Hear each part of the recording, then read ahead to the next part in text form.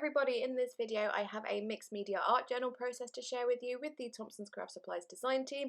This is my last project with June's Botanical Butterfly Kit, and I am working in my 10x10 art journal, which is actually a scrapbook from Wilko, but the paper's really thick and it's just so good for art journaling, and I really like the big size to work with. So I am starting off this page doing some light stenciling up the left side of the page, just with that sort of lacy border edge part of the stencil, which is from the kit, just with some modelling paste there.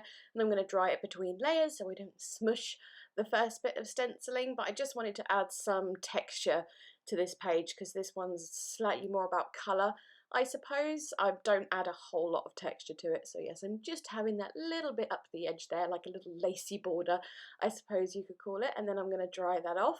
And then when I'm sure that is completely dry, I'm going to go ahead and colour my page, and I'm going to use a mix mostly of Distress Oxide sprays on this page. So the first one I'm going to use is the Victorian Velvet spray. Now I'm having some trouble with some of my Distress Oxide spray bottles, so anyone out there who might be having the same problem, let me know, but they don't seem to pump very well. Like, you get one squirt out and then it doesn't pump anything, and you keep having to press it down and nothing comes out. And anyways, but it's not just happening with one, it's happening with all of them, so it might just be a general problem with these, I don't know. But anyways, after I went in with the Victorian Velvet, I added some Wilted Violet and then a little bit of Picked Raspberry. That is such a strong colour that I didn't want to add too much of it because I wanted quite a pastel-y tone for this page. I've also just sprayed a little bit of Lindy's Starburst spray there, which is in saltwater taffy, although I did spray quite a lot of it, and it's obviously a lot more runny than the oxide spray is, so I did dab a bit off just with a little paper towel there, and then sort of drying between layers to make sure I don't create any mud colour, because obviously when they're wet and they all blend in together you can get some pretty unattractive colours.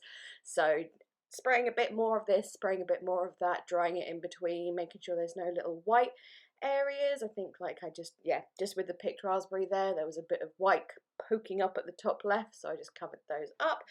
And then again, drying them. I love the oxide sprays for the fact that they dry so quickly, and for an impatient person like myself, that is a good trait for a product to have. Here I'm just sprinkling on some water to get the oxidization effect. Only a little bit, I don't want to overdo it, so I took my water spray, sprayed it into my hand, and then sprinkled the water on top.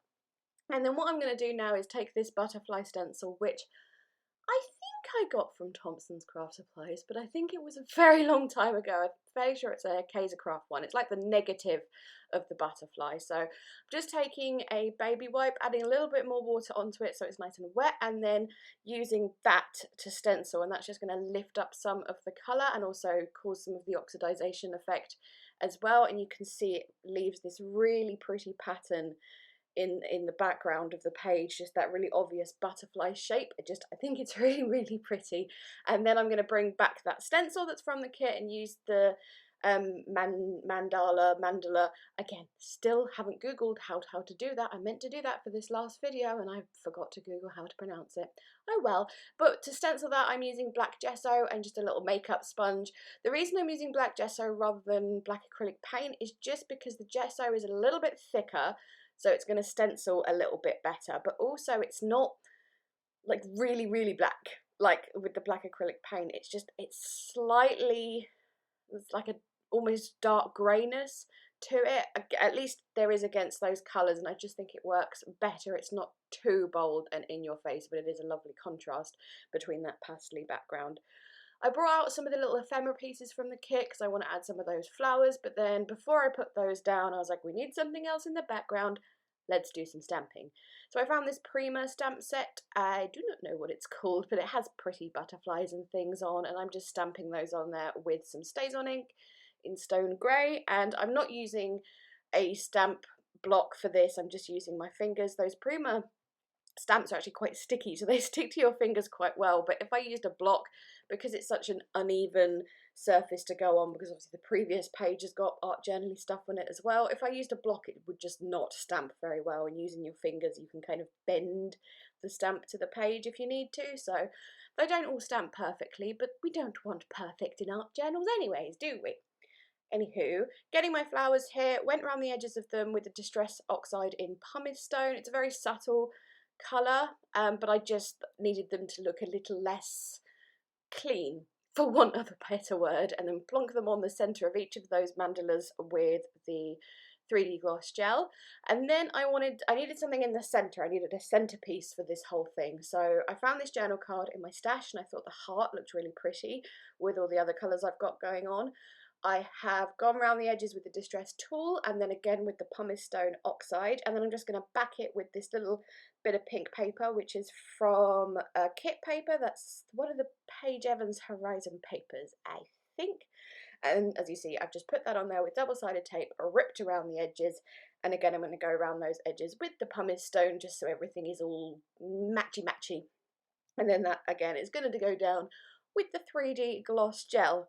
So once that is down, I'm going to add some of these Dina Wakley collage words. The phrases I'm using from that little pack are all from the same sheet, but I've just cut it into 3 just to make it look a bit more natural or interesting or something. And I'm going to paste those down with just a mix of PVA glue and water, just like a fake Mod Podge, I suppose you could call it. Those collage words, again, those were from Thompson's Craft Supplies, but I'm pretty sure she doesn't have any left. Maybe if you ask Louise very, very nicely, she will order some more, because I'm going to need some more eventually, Louise, because I really, really like them. So anyway, just putting that out there.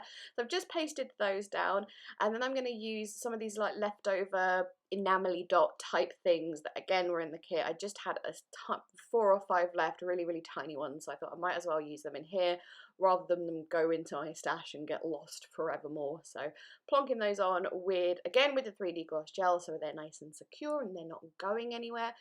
And then splatters. We're going to have lots and lots of splatters. So I started off with some dilutions in rose quartz, but those really just blended into the background. You don't really see them at all.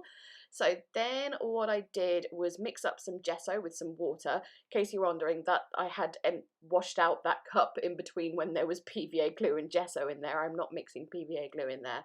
But yes, just splattering on the gesso. But as I was doing it here, it was just settling into the background too much, so I decided to add a little bit more of the actual gesso itself to make it thicker, and then I've got some proper strong splatters going on there. You may be thinking, that might be too many splatters, but it's that really messy effect that I wanted for this.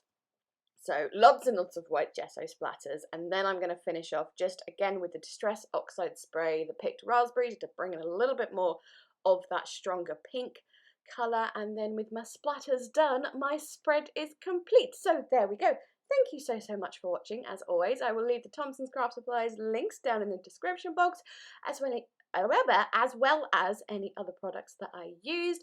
I always have an accompanying blog post on the Thompson's blog of my project, so if you want to see more pictures or anything, or see what the other design team members are getting up to, then head on over there. But other than that, I am finished. Please leave me a thumbs up if you enjoyed, and yes, okay, thanks so much again. Bye bye.